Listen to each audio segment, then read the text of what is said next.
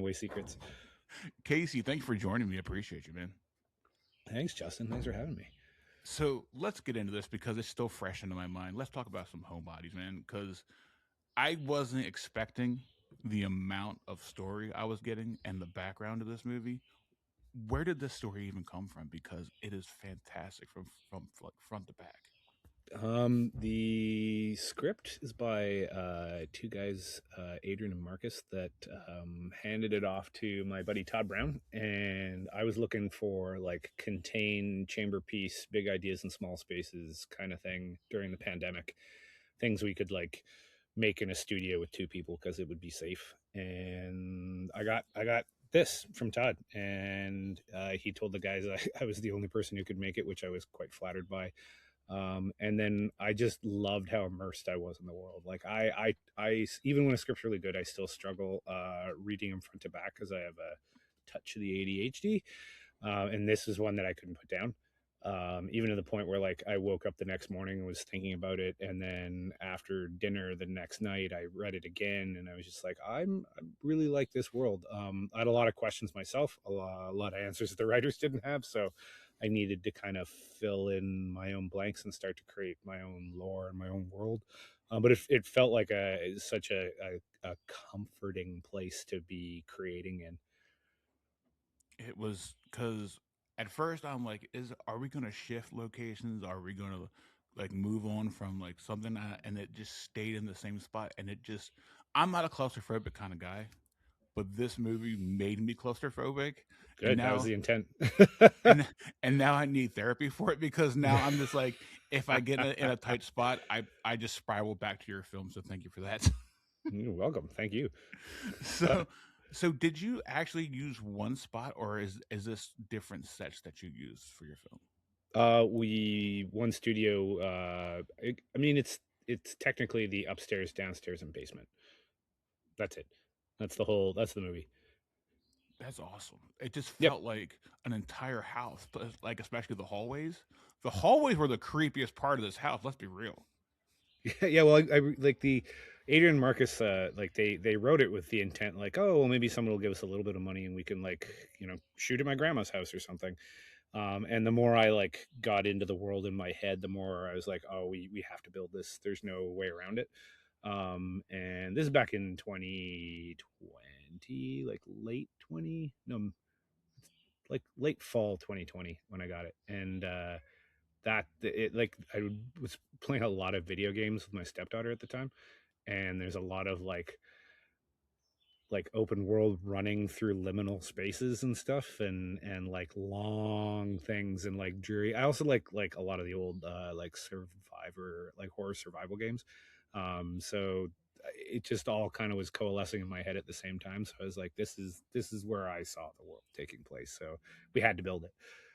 That's wild because if you actually used a house, that like that would be more money in the into the budget and whatnot, right? I mean, yeah, because you lose, you don't have control over the same things. Like I couldn't like take the entire wall behind you and just move it out so I could put a camera there, right? Yeah. I think it was Janis Kaminsky said to Steven Spielberg, if you can't move the walls, you might as well sell tickets to the filming of the movie because you're not going to be able to get the same experience. True. So yeah, we like it's just about control. And I mean, the things I did to the set, if I did that to someone's house, it would be a fortune to put it back. That's very true too, because you don't want that bill. Yeah, and at the end of the day, building that place and painting it and doing everything we did to it probably cost the same amount as building a house of equal size. So it That's was a true too, little crazy. because those hallways were very, very, very long. It seemed like. Yeah, longest one's 120 feet. Holy crap! Yeah, yeah, Okay. literally, it was like the one end of the hall and the other end of the hall. There's like one's got like 6 feet between the wall and the studio wall in between it, and the other one has like 10 feet. So Oh we use the whole god, space. that is wild. That's just a lot of small space. That's fine. Oh, Yeah. man. So the one thing I really liked about your film is the cast. The cast just felt like amazing to me because they felt like they were safe with one another and they felt like they worked for one another. How did you get them involved in this project? Both the kids were on my radar for a long time. I worked with Ian, and I had friends that worked with Emma, and they just kind of clicked. And then it wasn't until a little after I worked with them that I knew that they were twins. So that also like sunk in. And these movies take a while to make. I think it was five from when I got the script until we went to camera was like 5 years. And I just worked with Ian in 2021. Emma was my friends worked with her in 20. So it was like they were on my radio for 4 years. So they were 11 when I discovered them, and that would have been too young to play the roles.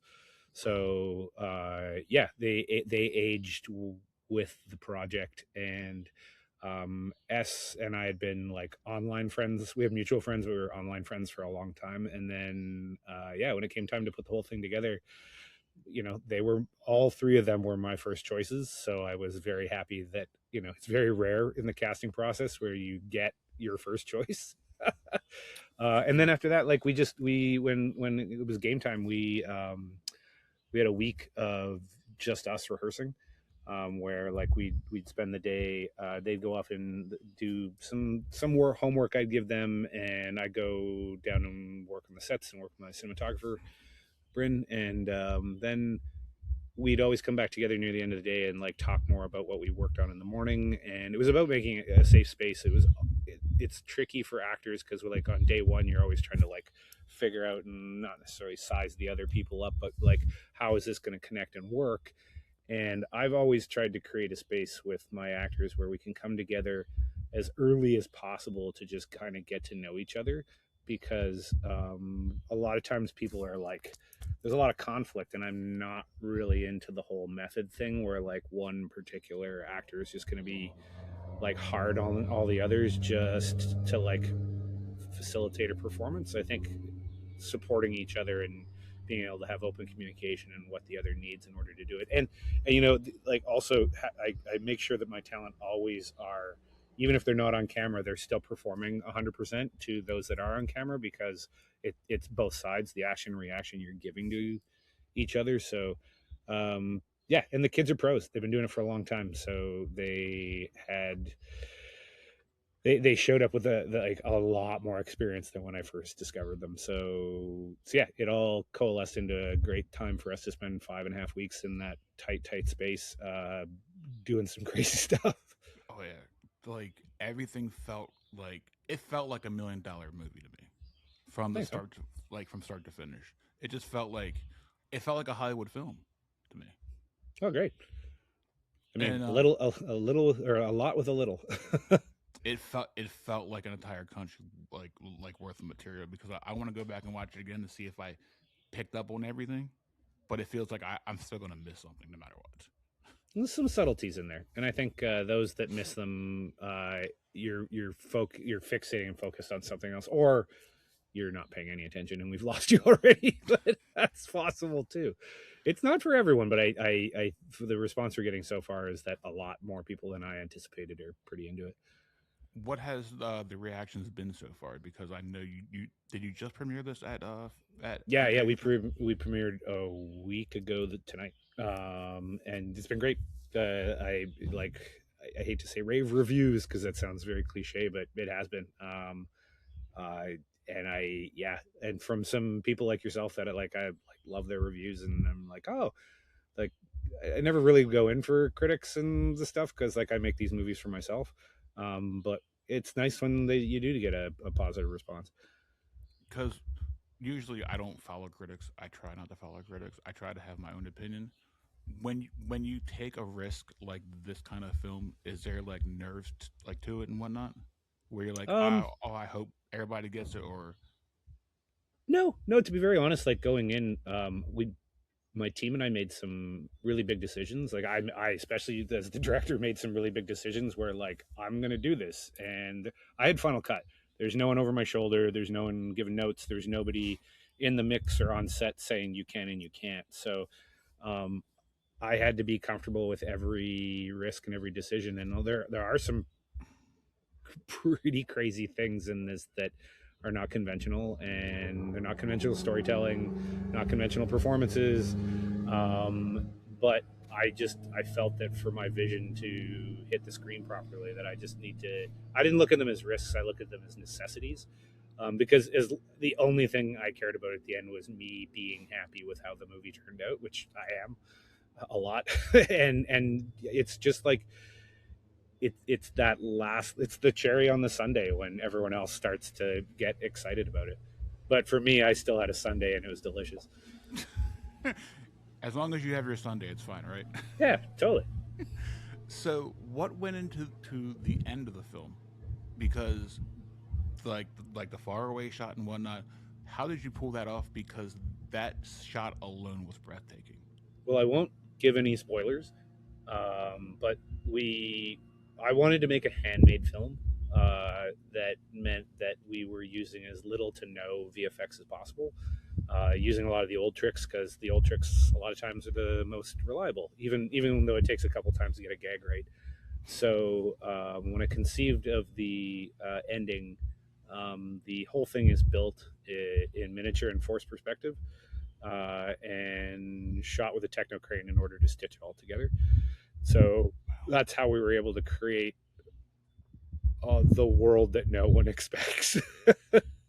And yeah, and when you're looking at it, it's real. It doesn't feel like, oh, we ended the movie with this big like digital shot. I find it's really hard when you spend all this time in like a practical world and all of this like hands-on and organic process of filmmaking to just end 91.5 minutes with a 30-second like in computer shot. So yeah, that's why it was like we had to build it, we had to make it all, and it turned out so great. I'm so happy. It I love that last shot. I would love to have that on my wall somewhere because it is breathtaking. Well, everything's still in a storage space. So, my next question for you is, are we going to get more, or and do you have a plan for like an entire universe? Oh yeah, universe is all, it's all laid out. I like when I started the post production process, I'd already made a lot of notes as we were filming, because they were kind of my own little like guides to what my decisions were, and there are a lot of rules going in making the movie that the crew and the cast had to abide by. I just didn't always give them the reason for the rules, and that was mainly because there's just stuff that I was still working out in my head. I knew there's some concrete things, but if I then explained like, oh, when you fast forward 3 years in this storyline, this is why this thing has to happen, then everyone stops and starts thinking instead of being in the moment and working on what they're supposed to be. Then the questions start going, their minds start going to here and here, and I had to keep everyone focused. But I went back to my like my extensive cheat sheets of the universe and as it unfolds, and yeah, if it goes somewhere and someone picks it up and it's successful, I mean, everything, no one makes a sequel to an unsuccessful movie. So hopefully, the audience responds like you and many others are, and that gives us the opportunity to get back in that sandbox and keep playing. Because just tell me where to throw some money because I need a sequel like today. Sorry, like I Hopefully, it already. won't be 5 more years, Justin. Hopefully, it'll be a lot less time to get the next whatever it is out. And before I let you go, you are already post production on your next film. Do you want to tease your next film? Actually, I will correct you in that my this was my next film. Ah, While my follow up to my first film is a movie called Itaqua.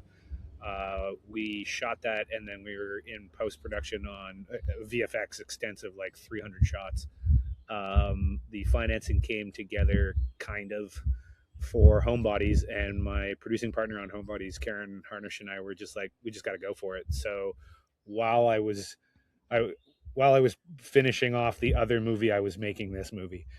oh So wow, Homebodies is technically my third film, and it just happened to come out before Ataqua, and Ataqua will be it has its world premiere at Fright Fest, alongside the international premiere of Homebodies. So I have two movies playing at the same film festival wow. at the end of August. So if you're in London, come check it out.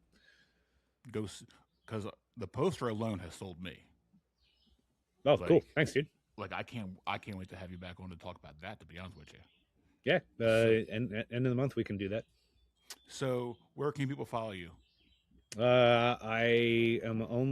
that Casey Walker pretty much everywhere. I don't do socials extensively, but yeah, find me on Insta if you want to see what dumb shit we come up with later.